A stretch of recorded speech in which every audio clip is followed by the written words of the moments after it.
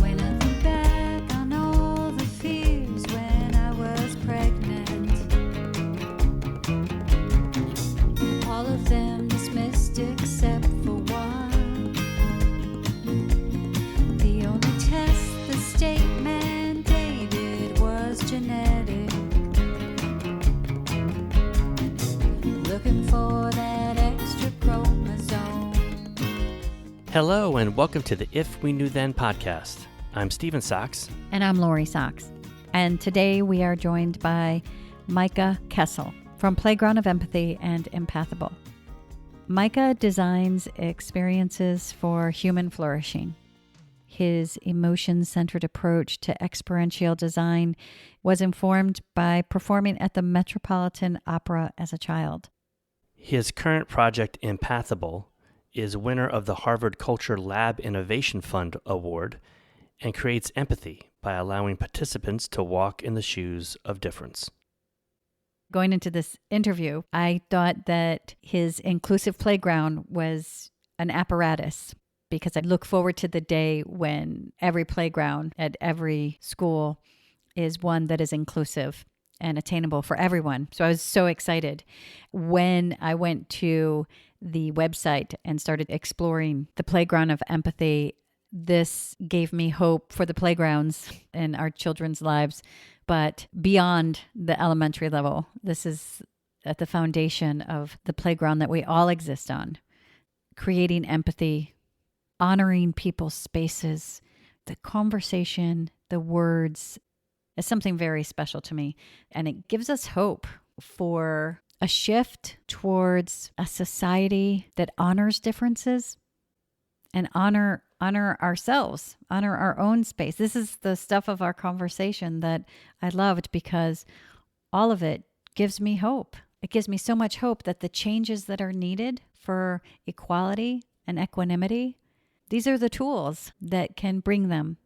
And on a personal note, the insights that I gained from this conversation are all things that I really wish I knew then. So welcome, Micah Kessel. Just trying to advocate. Well, Hey, Andy's all. pretty good because he's a I'm just listening to you talk before you arrive. Hi, good morning. How are you? Which one were you listening to? The one from, I believe they're golfers and they have a child who has Down syndrome. Is that right? Yeah, he's a caddy. Caddy. Paul Tesori. Fantastic. Yeah, what a wonderful assortment of people that you've had on so far. Thank you. We have been really fortunate. We actually started the podcast so no one who came behind us had the same journey that we had, and to put the answers out there that weren't there for us. And really, we're still searching. So as we continue to move forward and come across new things, like we're learning. I think that's the thing, is that we're learning and figuring it out. And it's nice to, sometimes when you learn something, you're the only one who gets the information. But this way, other people can have it Yeah, too. we can share. Yeah, in social science, there's a phenomenon called hindsight bias, which you may have heard of, right? Which is the idea that once something has happened, it's very easy to say, oh, well, I mean, I thought that. I actually had an intuition that that thing might happen, right? But more than often, that intuition is a flashing thought where there were other thoughts that were more important at the moment. And that's why you chose what you chose. So it's so nice to hear how someone else went through something. I couldn't agree more. Yeah, it's like our present conscious deja vu, where you think, oh, I knew that, right? But no, actually. Well, Micah, it's so great to have you here. It's great to be here, y'all. I tested positive for COVID 3 days ago, so you'll hear it a bit on my voice, but I'm really happy to be here nonetheless. I'm so sorry Yeah. you're not feeling well. Hope you feel better. I understand. No, thank you for your empathy. I appreciate it. This is at least 6 feet apart. So I Yeah, think we're all being okay. safe. We're being good. We're being Okay. good. I was so excited to speak with you because when we saw Playground of Empathy, there's a lot of different playgrounds that are actually created that are inclusive playgrounds, so that they're accessible for every child. It's actually something that, as far as a passion, just to have those at every school. So when we first heard the name of your organization, Playground of Empathy, I was like, this sounds brilliant. I want to talk to somebody who's making these playgrounds. And then when I went on your website, first, I loved reading about just how diverse and inclusive and artistically founded your board is. I think it's just such a beautiful, eclectic group that I loved it. And then I watched your videos and I told Stephen, I was like, this is not a playground. Like, this is not like an apparatus. Not the type of This is not an apparatus we think of, apparatus that we're talking about. Right off the bat, I loved your statement that you said, and your vision was to create a community that does not only speak of inclusion or try to understand it conceptually, but is actually able to apply the knowledge and become truly inclusive. And I love that. Mm-hmm. Yeah, wouldn't that be amazing? It's so amazing because I feel like a lot of times, because we fight for inclusion, just for an education. The fight that we had all the way through elementary school, which sounds so silly that you'd fight for elementary school, but it was so taxing. And the word inclusion is a word, and then people detach from what it actually means. Like there's such a detachment from the concept, and I think that it's starting to become part of our society. It's starting to become part of the conversation, in film and all of these other areas where they're really bringing attention to diversity and inclusion. It's a word, but I feel like it's it's kind of surface, like it's the leaves instead of the seed of the tree kind of thing. Yeah, and I think that's also a challenge within, DEI or DB&I, right? There's many different acronyms that are used. JEDI is also used, including justice, right? Diversity for most organizations and institutions is so much about bringing in a diverse talent pool, right? Knowing that that's a very important thing. The effects of that from a social science perspective are huge, right? We make better decisions, we problem solve better, but it's very much a cognitive choice that organizations need to make. Equity, in many ways, frankly, for most organizations, is about closing pay gaps, which we're not great at, but that's what a lot of folks are thinking about. Inclusion is actually much more of a nuanced thing in a sense, right? Inclusion and belonging is something that we all want to feel. And our entire lives, we've been looking for ways to be included and to belong in any social group that we've been in. And when we haven't felt that, it's been a challenging experience for everyone, right? And so the space of inclusion and belonging is one of the hardest to apply. Statistically speaking, 75% of programs that teach inclusion and belonging do so with negative messaging, for example.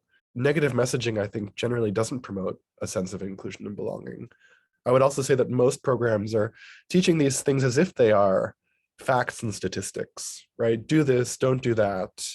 But generally speaking, those are not the things that also help us feel included and belonging. Inclusion and belonging happens through invitational language, through inspiring language. Would you like to? I'd love to invite you to. I'd be curious about. I'd really love to hold space for, right? This sort of language is the language of inclusion and belonging. And I think that's what we can be focusing on when we're thinking about what it means for everyone. Everything about this conversation makes me so happy because the language that you're using, words are so powerful. We just had a few conversations in a few different episodes about the power of your words. And I believe that because it's at the beginning, a lot of times the beginning of things, it's kind of sloppy and it's like, you're just trying to find your way. I think that the language that you're speaking about is so beautiful. And this is the transition where your playground of empathy. I think this is where the empathy comes in, because by building the empathy, which is what you do it from the inside. This is what I love about your program, is that you do it from the inside, and it's not something that's put upon somebody, like this is what you're going to do. Because when we do something from the outside, we kind of just follow along the outline in hopes of getting it right. And sometimes we don't know why we're doing it. Sometimes we might use different language and we don't really know why we're doing it. And in doing that, sometimes we can mess up the words at times because it's not coming from the inside. And this is what I love about your playground of empathy. There's an understanding that is grown inside each individual that participates, and that creates an empathy. So there's not a question as to why. It comes from this beautiful place of connectiveness. Yeah, absolutely. Connectiveness, realizing that we all have such different perspectives, and actually being able to acknowledge the validity of both our own perspective while realizing that someone else's perspective is equally valid because it's another individual on this planet, right? Like, our realities are very fictional. At this moment, I'm a fictional character in your reality, in the reality of your mind. But the thing that we sometimes forget is that you are also a fictional character in the reality of your own mind, right? The way that you think about yourself, the way that you describe yourself, the ways that you do or don't like yourself, your self-critical nature. I think we all know, if we've had friends or partners, right, that the things that we can think about ourselves can vary so much from how other people see us, sometimes for better, sometimes for worse, right? And so the idea of our own perspective being valid, our own view of self being something that is allowed to be considered, can take up so much space in our life. What if we were to allot a percentage of that space to say that this other person out there is having an equally valid experience? And I think recently, especially, I think about a book written by John Koenig called The Dictionary of Obscure Sorrows. It came out last year. And you were mentioning language gets invented all the time and changes all the time. It's so true. He invented a word called sonder, S-O-N-D-E-R, as a noun. And sonder he defines as the realization that each random passerby is the main character of their own story, living a life just as vivid and complex as your own. Just as vivid and complex as your own. What if we were to see empathy not as the ability to understand and share the feelings of another, right? Which is the dictionary definition, and which actually is scientifically impossible because we'll never be able to truly understand. We hardly understand our own experience sometimes, right? But what if we were to see it instead? What if empathy is actually the ability to celebrate the validity of another's experience, right? Crafting the ability to celebrate someone else's experience as valid as our own. I think we need to redefine empathy. And I think that's what Playground of Empathy and what our product, what we've created, Empathable, is really all about. It's about helping people walk in each other's shoes to have perspectives that are very, very different from our own, but that give us the time to think about those perspectives and realize that those also are valid to exist and something to be not only tolerated, but actually celebrated. Those differences can be celebrated. It feels like the glue or the medicine to heal so much brokenness is really what it feels like. When you talk about fiction, I feel like any situation, especially if there's any kind of conflict or disconnect, I feel like that is the key thing to hold in your head, that their experience is just as valid as our experience. My brain automatically goes to the fight for an education, which a lot of us in our community really have to fight, because there's the right of our children to be educated gets just thrown out the window. And it's really hard sometimes in those situations to, empathy doesn't even come into your brain when you're fighting for equality for your child, right? When you're standing up against injustices. But there's something in my heart that thinks that if we can have empathy and have just an understanding that that person has a journey just like ours and it's just as valid, I feel like at least that makes the foundation that we're standing on movable. Absolutely. And that foundation of emotional education is truly what's missing in many ways, and what we need to be cultivating. And it starts in the home. Absolutely. It starts with parents that are inquisitive about their child's emotional state and not necessarily reacting to it, but allowing it to be what it is and letting it develop. You know, as a social science researcher, and with the labs that we work with that study emotion and bias at Northeastern and Harvard, we're looking at not only the way that emotions and bias interventions can impact how we perceive others, but we're also looking at physiological things, right? So for example, let's say that you've had a really stressful day and you're metabolically, right? You're tired, you're hungry, you're annoyed, right? And you come home and someone says, I would like to invite you to try a type of cuisine that you've never had before in your entire life. It's going to have 16 different tiny dishes, or you can have a burger and fries. You know, what are you going to go for? You're going to go for the thing that you know. You're going to go for the thing that you have the mental space for, right? To be metaphoric about it. And that's because when we are stressed, when we're metabolically limited, when we have less bandwidth, we also have less space to accept variation. And so starting to develop a culture where we can accept variation also means being able to depolarize and de-stress our environments. It really loops in on itself. The more we can listen to each other, the less we elevate conversations to the point of stress, the less stressed we get, the better we'll be able to to listen to each other. And that's why it doesn't matter where you go into the loop, but you have to enter somewhere. So in that situation, when you're in an IEP and your bandwidth is very, very limited because you're under a stressful situation, you're basically choosing burgers and fries instead of a bigger conversation. I love the part of the conversation talking about your child's emotions. Like I forget exactly. I couldn't write it down as quick as you said it, but it just struck me right away because as parents, we get stressed trying to, I hate this word, but make something right. We're always judging ourselves. I hear this a lot from parents about, I want to make sure I'm giving the support that they need. I want to make sure I'm doing it right, that I'm giving them everything, because you can feel very isolated on this journey. You can feel like you're always fighting on this journey. And when you said that about, I'm just going to paraphrase, but basically honoring and flowing with your child's emotion instead of judging it or trying to fix it. And I want to go back to that because it was really beautiful. Yeah, totally. And it really ties into the diversity and inclusion work too, because we see diversity and inclusion and belonging and that whole conversation about implicit bias and things like that as something that we need to learn to improve. And that may be true. I'm not refuting it. I'm not even entering that conversation at this moment.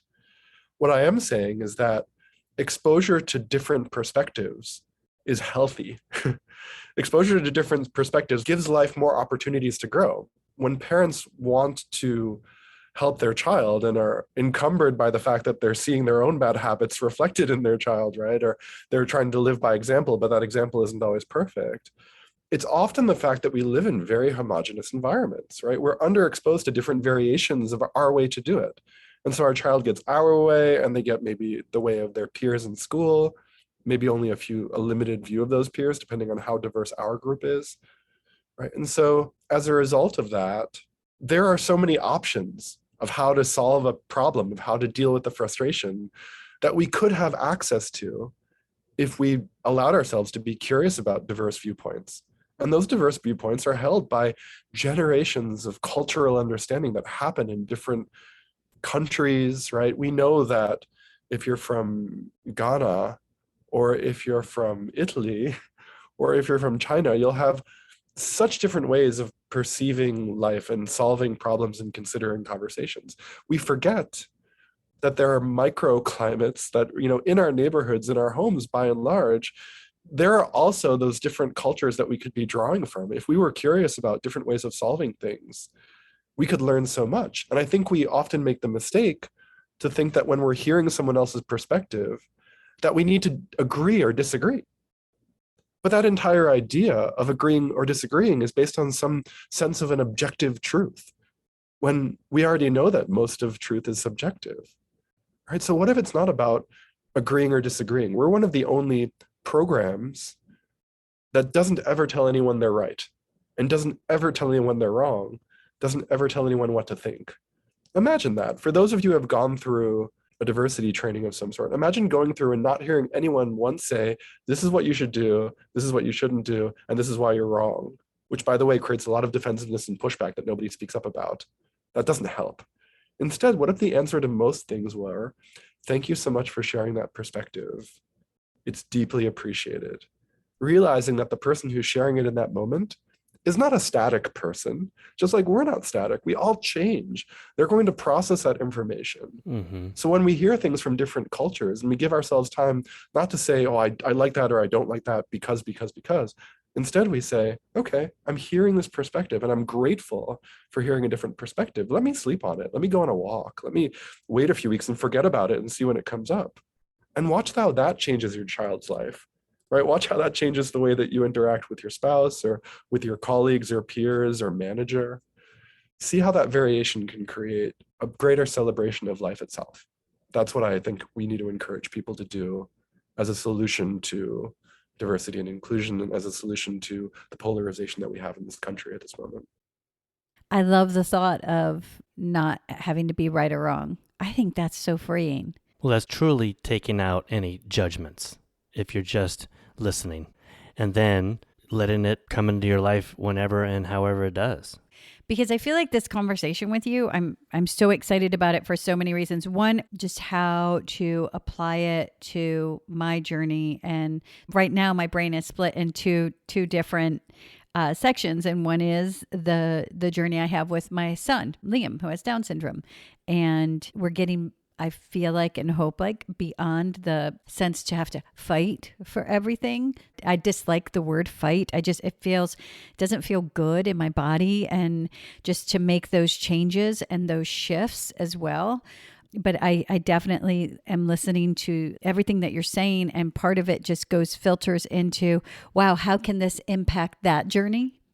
And then I look at it as far as just the world and humanity on the bigger scope. And I think it's so needed, because in any situation that you walk into, I was in a situation last week, and any situation where you're around different people, every person comes from a different place and they react differently. And, some behaviors are more challenging to maybe navigate. And this isn't even through the lens of diversity, but just to have that scope of honoring another human I think it just changes everything, because I tend to feel like we get very stagnant and cut out in like the way that we interact with people. Like it's almost like You're grabbing that burger and fry. like a sound bite. Like, like sometimes you can hear and that's that person's sound bite. Like they've said it. Well, that's something and I feel like that sometimes when we interact with each other, it's not, and we can feel the flow. Like if I'm sitting here talking to you and there's like a flow to the conversation, there's not an agenda. It's just like this wave. And I feel like we miss out on that, connecting to other humans. It's so true. I mean, I love that quote from Esther Perel, the sex and marriage therapist in Belgium. I think if we could apply this quote not only to our relationships, but to so many people in our community, it would benefit us greatly. And I think you might know the quote. It's, you could be right or you could be married. Yeah, that one always makes me laugh. It always makes other people who are married laugh. Right. And I think it's a great point. We get so bent on the topical nature of what we're discussing, and we miss out on the idea that behind those topics can be a degree of attention and curiosity that allows us to express how we feel and hear how someone else feels without being concerned if there's any topical conclusion to even reach necessarily. And if there is, it doesn't mean that it's static either. Sometimes it's the best we can do it at the time that we have with someone else. So how do we open up our bandwidth to do that? That's, again, such an important question, I think. Yeah. Is it being curious about other people? Yeah, I think curiosity is part of it. Absolutely.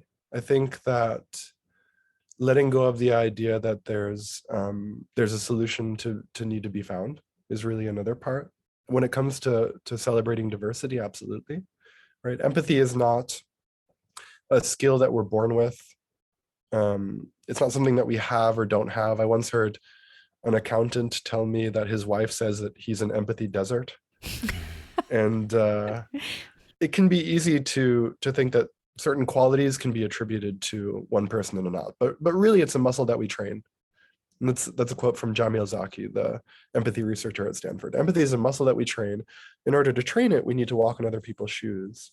And that's what Empathable does, right? We create these immersive experiences that let you walk in the shoes of other people through enactments of real life situations. And the thing that we make sure to focus on is not only moments that are challenging or where we don't feel seen or where that person didn't feel heard or understood, but also to look for moments where someone feels really seen and really understood and really heard. Moments that are funny, right? Moments that bring us joy. Celebrating diversity means looking at the critical things, but trying to find a balance of appreciating the things about someone else's culture as well, and appreciating the things about someone else's viewpoint. And when I say culture, I mean even the culture of a home. From one home to another can vary. Also for managers and leaders of organizations, right, that are so focused on, I think it's actually a great example how leaders and managers of organizations, whether it's middle management or upper management, doesn't matter, right? And in fact, a parent is a sort of manager too, so we can look at it that way. There are things that we need to get done on a daily basis. We need to check certain boxes. We have KPIs and OKRs in business. We have getting our kids to school on time and making sure they do this and that, right, as parents. So we have boxes to check. Great. But what is the benefit of taking a few minutes every day, or even a few seconds, to just be curious, as you mentioned, right? Ask a question, like you said, Lori. How does that make you feel? Or I noticed that might be impacting you. I don't even know how, but I'm really curious. And then when you get an answer, not trying to frame their answer in your own words, right? But just leaving space for it to be exactly as it is so that they feel heard, saying it in their own words back to them. That builds a sort of belonging and a trust that becomes foundational. And then when we make mistakes, we have that foundation to already build on, right? In other words, if you're a manager, just like if you're a parent, you're going to mess up at some point. You're going to get someone's pronouns wrong in business, right? Could very much happen. You're going to interrupt someone when you didn't mean to. You're going to blame your child for something that probably wasn't their fault because you did have a long day and you're tired, right? And if they don't have that space where they've already expressed themselves and you've heard them, then you haven't built that foundation. And then that social mistake becomes a part of a broken relationship, one that becomes exponentially harder to solve, exponentially harder, right? If you have that foundation, then that mistake becomes a place where you've already shown them empathy. You've already shown that you find their experience valid, right? Not that you understand them, but you find their experience valid. And then they will be more likely to also consider what might be impacting the way that you just treated me. Like, why did you yell at me when I didn't? Oh, maybe you're tired. Maybe dad's had a long day, right? Or maybe my boss is really just not understanding something because he doesn't have the context, or maybe my boss, he or she or they have had a long day, or maybe my boss is just not aware of this topic. And that's why she said that thing that I don't agree with. But I still feel comfortable to go to her afterwards and say, hey, I know you're my boss, but I also really want, I want you to know this because it matters a lot to me. That's what creating space does. It creates a foundation of belonging and cultural belonging that we can build on as a community. Because if we don't have that foundation of trust, then someone says something and we're just affected by it and we take it at face value. And there is a bit of it does break it more, I guess, is the only way I could think. Like you just look, and that comment, whatever it is, becomes that person. And then that person is no longer someone with an experience as valid as ours. They're just that person who said that thing, or that person that's just not kind, or whatever the situation is. And then whatever label you put on them, right? Whatever label, and then it's broken. That connection is broken. Yeah. It's so challenging to have the perspective that if I were exactly in their position in life, if I had all the experiences that they had, if I was born, in the exact same environment that they were in, I'd probably do very, very similar things. That's such a hard perspective. It's easy to take when it's a slight infraction or when it's a little social mistake. It's hard to take when we really feel we've been wronged. And none of this is to say that we don't need to learn how to create boundaries for ourselves that do allow us to stay whole and allow us to recover if we've been triggered or hurt, right? That's also very important. But at the same time, at some point in the processing and in the healing of a community, I think it can be really helpful to take that time to really consider that perspective as if we could have done it ourselves. So, Micah, my question is for parents who, when you mentioned about it's hard when you've been wronged, for parents who are fighting for their child, and it's really challenging when, especially in the world of diversity and inclusion, our children with Down syndrome, like our son's civil right to an education was ignored, was withdrawn this year. Like that we don't care. This is just what we're doing. In that situation, how do we find empathy in situations like that? Because that's what parents in this community really experience. They experience violations, but with no regard to what's being done. It's like, I'm just going to do because I know I'm going to get away with it. But I feel like the empathy would actually help the parent. Like if I could have empathy for that person who just did that, but how do you find empathy in that kind of situation? Yeah, let me ask you, Lori, when you speak with other parents of children with Down syndrome that have been privy to similar challenges, what is that like for you? I get so sad because honestly, the reason why we created this podcast is a lot of what we experienced was just so hard and heartbreaking. And you have this beautiful human who's your child who definitely doesn't fit into the box they put them in, but this box creates boundaries in his life that you're having to tear down, of course, until he is able to tear down for himself. And you go through it hoping no one else is experiencing this, and you fight for it, hoping your fight changes things that for people who come behind you. And then it's so hard. Just the stories are still so abundant, and it makes me really, really sad because if we could change the path for one person to not feel that kind of pain, that's really why we're on this journey. That's why we have created the podcast.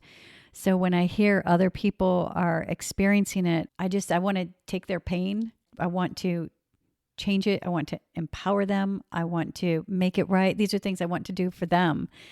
And that's why I ask you, because I think that, I'll always tell my daughter, you forgive people, you hold that you hold the peace and the love in your heart for you, because it really heals you. In a way it heals the world too, but like for you as a human, you're kind of freed from the stuff that weighs on your shoulders. And so that's how I feel. I feel really sad. Yeah, I hear you. I mean, first of all, I want to say that sadness belongs here in this moment with us, with the three of us, and with everyone who's listening. Let's just take a moment, literally, 2 seconds of radio silence. I don't think that's too much to ask, to just say that sadness belongs.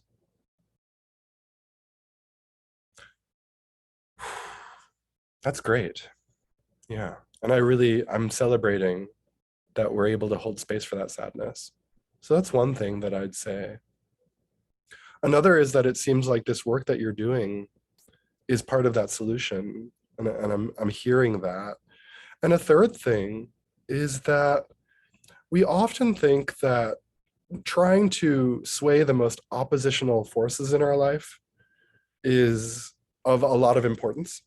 We put a lot of importance. And why do we do that? Very understandable reasons, right? They're oppositional. They create stress. They hurt us. They get in the way of our children's futures. These are really reasonable and understandable reasons, right, for why we focus so much effort and energy onto them.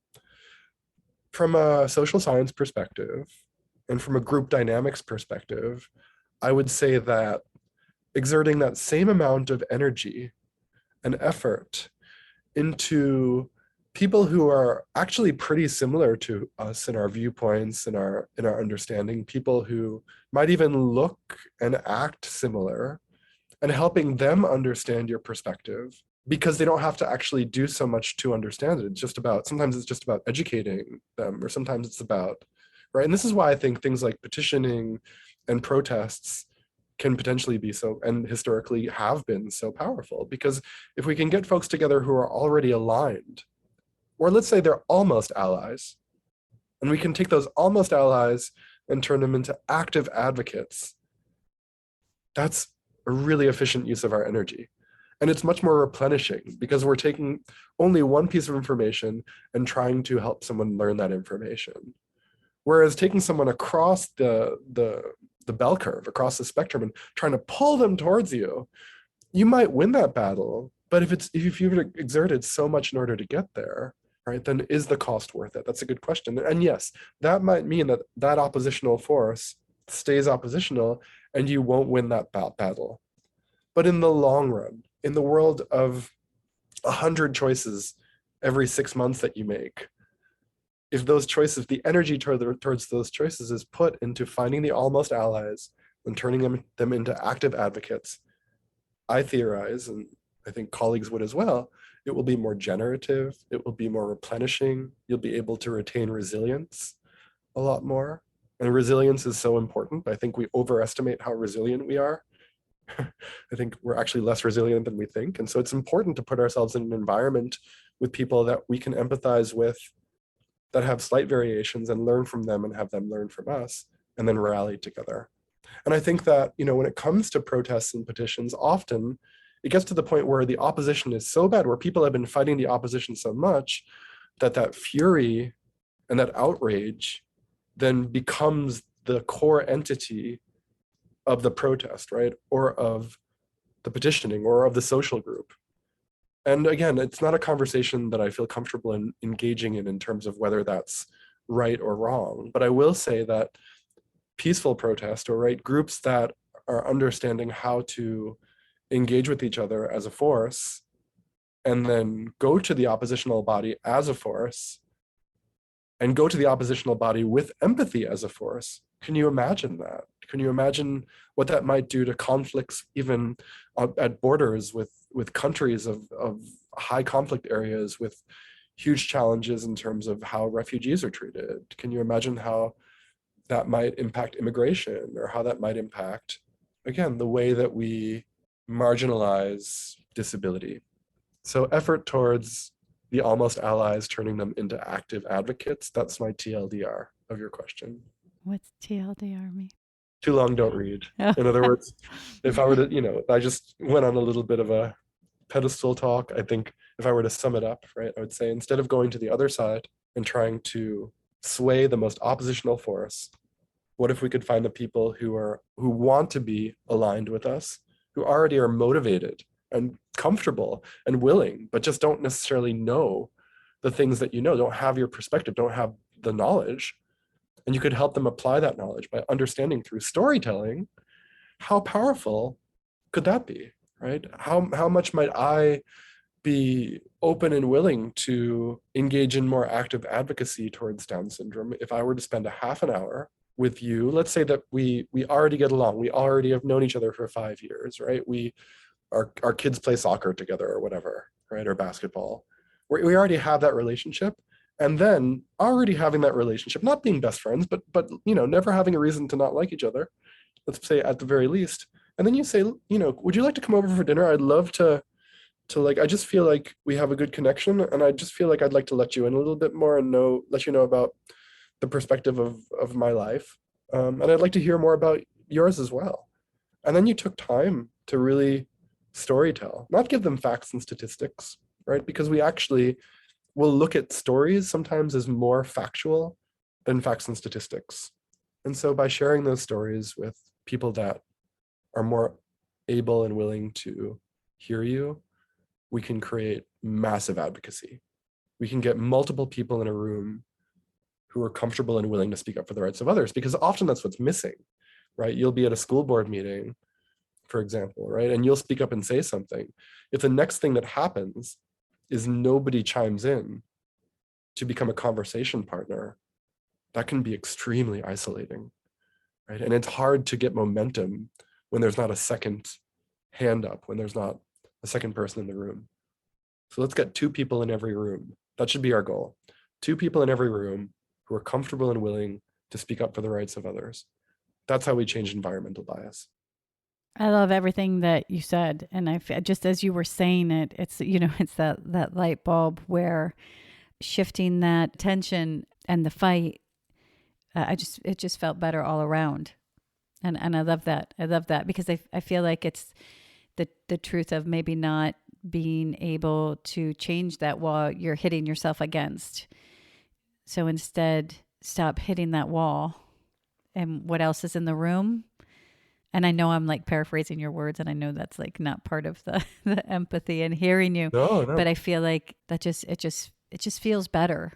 Definitely taking the moment to have a space for the sadness when you felt sadness, to have a space and take those 2 seconds. Thank you for that, because I feel like as parents we don't honor that. I feel honor it. like the sadness feels like weakness. I feel like the sadness feels like failure. I feel like we don't want our kids to see us sad. But if we don't let our kids see us sad, then how do our kids learn to hold their own sadness? And what happens when we repress sadness? Lots and lots of very disturbing things, right? Like, Lori, the sadness that you felt in that moment belongs in my life now. It's not mine, right? I don't own it, but I accept it, and I embrace it, and I celebrate it. I celebrate that sadness that you felt as an equally valid feeling to happiness. We often feel like when we're feeling happy emotions, we can just say, oh, I'm good, thanks for asking, right? Or I'm great. We often say this in the immersive experience that we share. We share it as a facilitated session, and we also share it as an app, so it can be scalable. We can make empathy scalable throughout organizations, right? But when we share it in a facilitated session, whether it's with 6 people or 600 people, we'll ask people to share 3 emotions that they're feeling. And when we ask them when they're sharing those 3 emotions, don't explain why. And it's for exactly what I said. When we feel emotions that are considered positive or pro-social, we have no problem saying, I'm good, I'm great, thanks, right? When we feel emotions that we might consider burdensome, or we might consider overly complex, we often feel like we have to explain or justify. What if we didn't? What if we could just say, I'm feeling kind of sad today? Yeah. And someone might say, oh, why is that? And you could say, I don't know, but I'm also okay with it.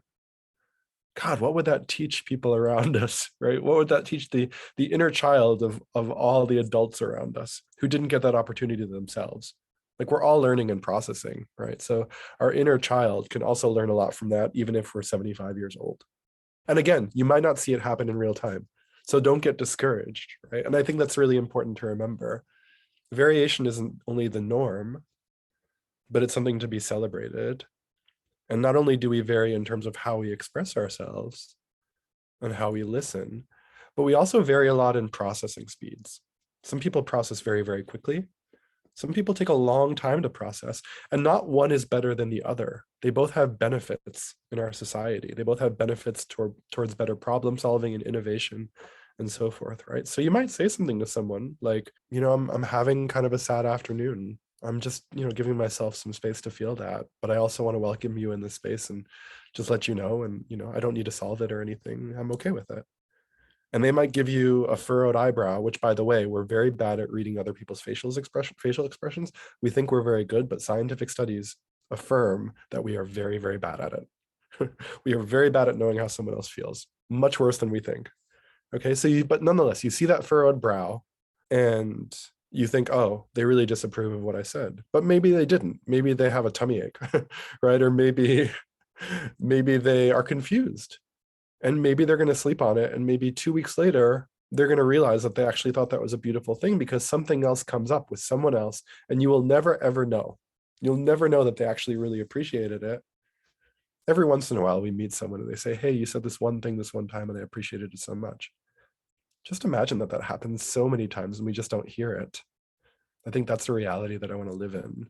One where we know how to hold space for our own emotions, right? Again, the validity of our own experience, not understanding ourselves, but seeing ourselves as valid, and being able to live by example of seeing our whole selves as valid. And then through that example, giving other people the opportunity to learn from that without trying to get proof that it's working. And then having, faith or a belief or even, a theory. I'm more of a researcher than a religious person, right? So I'll say, having a theory that the other people that we are giving that example to of holding validity of our own experience are also going to begin doing that more for themselves. We have to believe in a future better than the one that we are in right now and step into the present in order to create it. That's something that I personally believe. It's not true, right? It's my own valid fiction, but if we could live in that more beautiful future in the present, then how do we invite other people to do so as well? I think that's something that fascinates me. I think it's something that I want as well in the moment. So I want to talk about Empathable and the playground of empathy that you created, because I feel like whatever this is, I see it and I feel it from, my conversation with you. I want to hear more about it and the experience. I did watch the video, and I did notice also, because I did notice on the website there is a place where you can be a part of the experience. You mentioned that you have an app, or that you do with team building. Is this something that an individual themselves can just do, or do you have to be in like a group, like a workplace or anything, to take advantage of? Yeah, so I would say that it doesn't have to be a workplace. It could also be a school, it could be a community, it could be a church, right? Or some sort of religious institution, right? There are many sorts of groups that could engage. It could be a soccer team, right? It could be a nonprofit that you volunteer for. And reaching out to empathable.com, which is spelled as you'd think, Empathable, empathable. You can think of it that way, right? And being curious and asking us more, that's a wonderful way to find out more, and glad to send information. What I would say is, in order to understand why Empathable is special, I think we have to have a context for where we are today in our understanding of each other's differences, right? And so we know in science that in the last 15 years, a vast review of interventions that are aimed to help remove biases and teach implicit bias or teach us about our differences are failing. They're not showing that people are actually becoming less biased.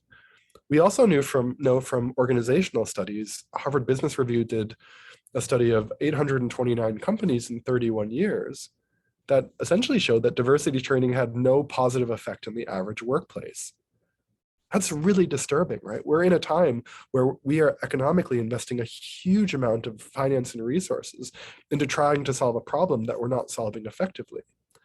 And based on our research, I think the main three reasons for this are that most interventions are taught through bullet points and statistics, right? Do this, don't do that, as I mentioned. What that does is the second problem, it creates defensiveness and pushback. And just like 90+% of issues that people have with each other don't get reported to HR or don't get reported to a counselor or the principal, right? So too, most of that defensiveness and pushback does not get reported. And then the third thing is that they use negative messaging, right? You're doing it wrong if you do this. If you've said this before, that is hurting someone. And that might be true, but it's a hard way to change behavior in that sense. We need to start applying empathy by creating curiosity and positive relatability, relating to people in a positive way, being curious about their experience. And what we do is we use point of view immersive media, right? So you see things through someone's eyes and you interact with them in an immersive app or in an immersive facilitated session. And what we see is that this increases the ability to hold space for the emotions like we've been talking about, which allows us to feel more valid in our own experience. And if we can feel more valid in our own experience in a calm way where we're not being defensive, then we also have more space to find someone else's experience valid, right? It's like scientifically, we can make it as complex as we want to, but I think humanistically, we can all sort of get this, right? If we're not feeling defensive, but if we feel a subjectively real experience, in other words, we know that our experience is fictional, but we're also very comfortable with that, then I can be very comfortable with the fiction of your own experience. And we meet people where they are, and we let them arrive at their own pace. We don't tell people that they're wrong. And we've seen that the data on this experience, by sharing it facilitated or through the app, we're noticing that people are using more positive language after the experience. They're feeling more comfortable, more confident, more proud, more hopeful, as opposed to apprehensive or conflicted or distracted, right? Which is by and large what people feel when they think about going to a diversity training. And sexual harassment training is sort of, the precedent. There was more of that before there was diversity training. And I think by and large, when people in organizations or schools think about sexual harassment trainings, we realize it's very important, and we realize that we are in a very disturbing society when it comes to how the different sexes and genders are treated. But these trainings are awful. They're so awful. And people phone it in, right? People sleep through them. People don't care. People feel like they're being lectured at. And so they're not actually teaching great values. It's almost like a punitive way of learning about how to become a better person, which doesn't make any sense whatsoever.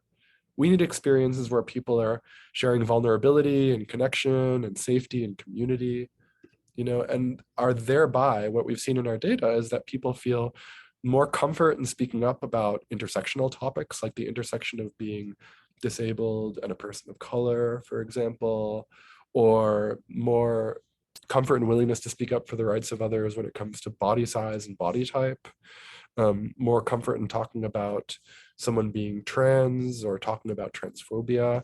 We even see more comfort and willingness to speak up to people's bosses, as I mentioned, right? Which is a very hard thing to do. Power dynamics are very complex, obviously, but people become even more comfortable and willing after this program to even speak up to power in a way that works and keeps relationships whole. And so that's why we're so excited about the work of Empathable, because this highly different approach of approaching diversity and inclusion and belonging through inspiring people, through celebrating differences, through being curious. We think this is absolutely not only the pathway to empathy, but the pathway to cultural belonging, the pathway to belonging for everyone, because we all deserve to belong. Absolutely. The belonging is so important. And when you're talking about it, and I go back to just the video that people can watch, just it feels like you're on the inside. And again, like we talked about at the very beginning, like it's more of an experience than a lecture. I remember the time on our journey where I was really angry about a lot of the comments that came my way. And I always felt like I had to just tell, like, I wasn't very empathetic in my delivery of things. And I did have a light bulb moment where I was like, the anger is not going to do anything to change anything at all. And I have to have some kind of compassion when delivering my message as to why those words hurt, or everybody's so happy. But my child doesn't have the same leisure as yours on the first day of school. We don't have that same confidence and celebration that summer's over, nor over the summer do we get that same ease. This is what we have to prepare for the next year. We have to do all these things. And it helped me to come from a softer place, really, of explaining and not being mad that someone didn't understand. And I think that's one of the things that I really loved, even though your video was very short, just that feeling that you were on the inside and experiencing maybe the feelings of what someone else would feel, and so many questions. Like there is one, and someone's walking and they move out of the way, and she says, "Why did you move out of the way? You don't have to move out of the way for a white person. They're not going to move out of the way for you." And I thought, gosh, that's just I wanted to finish that conversation. I wanted to hear the rest of that conversation. And it's beautiful to want to know, because those feelings are so valid. I love that you brought up that example, because it's such a perfect one, right? Like in the United States of America, many Black women have the experience that white people do not move out of the way for them. That statement by itself can cause a lot of inner defensiveness and pushback, right? What do you mean I don't move out of the way? I move out of the way for everybody. Everybody has the same chance, all of these sorts of things, right? But again, this is not about what's right and what's wrong yet. It doesn't have to be, right? This is about hearing that. I can tell you that of the 10,000 plus people that have gone through our experience, the majority of Black women say, this is a moment that I can relate to. I too have noticed that people do not move out of the way for me when I'm walking down the street. And now I tell my teenage kids, hold space for yourself, because if you don't, no one's going to do it for you. And as a listener to that story, it would be very easy for me to make it a topic about society, right? To generalize. But none of us are generalizations. We are all individuals. So what if instead I could say, this experience to this one individual isn't for me to stand here and say, this is right or wrong, or this is what I think about it even. This experience is for me to hear. It's actually for me to celebrate. Even if celebration might feel like a weird word to use if we're talking about the way that someone feels hurt. But what I'm doing is I'm celebrating the validity of the experience. I'm celebrating that your experience is valid, even if it's a hard experience, and therefore I'm being open to it. And what we've seen are people respond to that by, I can say at one nonprofit, we share that moment in time, that particular experience of someone not moving out of the way for a Black queer college student. And there was a white man, boomer generation, who I think was in a position of management. And he said, I've never thought about that a day in my life. Is that a thing? And then a Black female colleague of his, maybe 10 years younger, and say in her 40s, responded and said, yeah, that's a thing. I think about that all the time. I've thought about that every single day of my life. Okay. Then he said, really? Which might sound ridiculous, but actually it's true curiosity and surprise. To which she said, yeah, really. And now that I have teenage daughters, I talk to them about it because with COVID, moving out of the way means moving on the street. And then he said, I'll never forget this. He said, well, now I'm definitely going to move out of the way for you when I see you in the hall at work. And then she said, yeah, you better move out of the way for me when you see me. And they laughed about it and they had a great time. They had a great conversation, and again, they had that foundation of two colleagues that already seemed to get along very well, but something dramatic had shifted in that moment. And we got to witness it. But you won't always get to witness it, right? But what we saw was a great example of two people taking time to not react in, that's wrong, that's right? Here's my opinion about that situation conceptually. No, here's the space I'm taking to understand your experience without needing to actually judge it whatsoever, but just understanding how it changes my perception of my own experience or how it highlights my own experience. Another person at a municipality in Texas, in a very, very small town, and the location doesn't matter, except that it you might consider that it might, but that's not for here and now, saw that same experience. And she said, I just thought that was rude. Everybody has the same chance. And we said, thank you so much for sharing that perspective. And then we came back a week later and she said, I still think it was rude, but it's changed the way that I've been walking down the street. I've noticed I've been walking down the street differently. Again, we vary in the way that we process, and sharing this experience with so many organizations, everything from Fortune 50 companies to really, really small elementary schools, or middle schools, I should say, has taught us that when you give people time and you don't create defensiveness and pushback in them, and you don't tell them what their experience should be, you just tell a story about your own experience and you don't compare it to theirs. You're giving them the opportunity to absorb that in a way that might be comfortable for them, and then gives them the opportunity to change their viewpoint over time, even if you don't see it. So Lori, even what you said about, my child doesn't necessarily have the same opportunity as your child might put, and I'm not saying there's not a right or wrong here, right? Advocacy can be different for everyone. But what if you didn't compare it to their child, which then put them in the perspective of wanting to talk about, well, my child, doesn't have it easy either because of this. And that might be true, but that's the point. We're not in like a trauma competition here, right? What we're trying to do is help someone understand our story. So let's do that through storytelling. Let me tell you the story of the day that I registered for the first day of school with my child. And let me tell you that story just from my own perspective. I'm not saying this is right or wrong. I'm not looking for anyone's opinion on what I should have done differently. I just want you to hear me. Are you available to do that? Wow, right? That would be really cool, I think. And again, there's not one right way to do things. I'm not here to tell you that you shouldn't tell someone to go jump in a lake sometimes, right? Because the variation with which we're advocates is also important. There are moments for many things, and those also help us as a society. But I think a pathway that keeps resilience for me is one where I don't compare experiences. I try and tell my story and realize that by telling that story, people will see it more as fact than they will if I say, statistically speaking, children with Down syndrome are challenged with this and that, and this is one of the things that they go through, and here are the reports that show it. All well and good. And the story is what's going to get people to really move and really understand and really relate.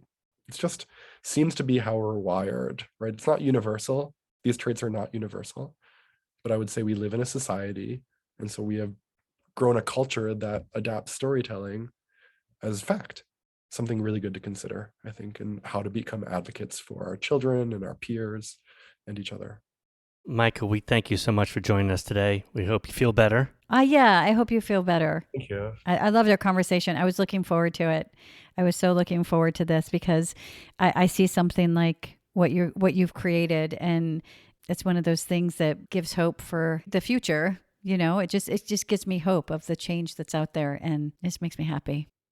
That means the world to me. That hope is what I hope we can all thrive on as well. And thank you both so much. It's been wonderful speaking with you. I've really enjoyed it. For those out there that are curious to know more, again, you can reach out to us through empathable.com. That's absolutely the best way to get a hold. Or you can go to playgroundofempathy.com, right? One is our nonprofit arm and help serve communities that can't necessarily afford this experience or can't afford it at cost. And also does a lot of scientific research into understanding how interventions like these can be improving the practitioner community, but also the academic community. And that's really important to get this work done and to get policies better too. Thank you, Micah. Thank you both so much for hosting me. It was really wonderful to be with you.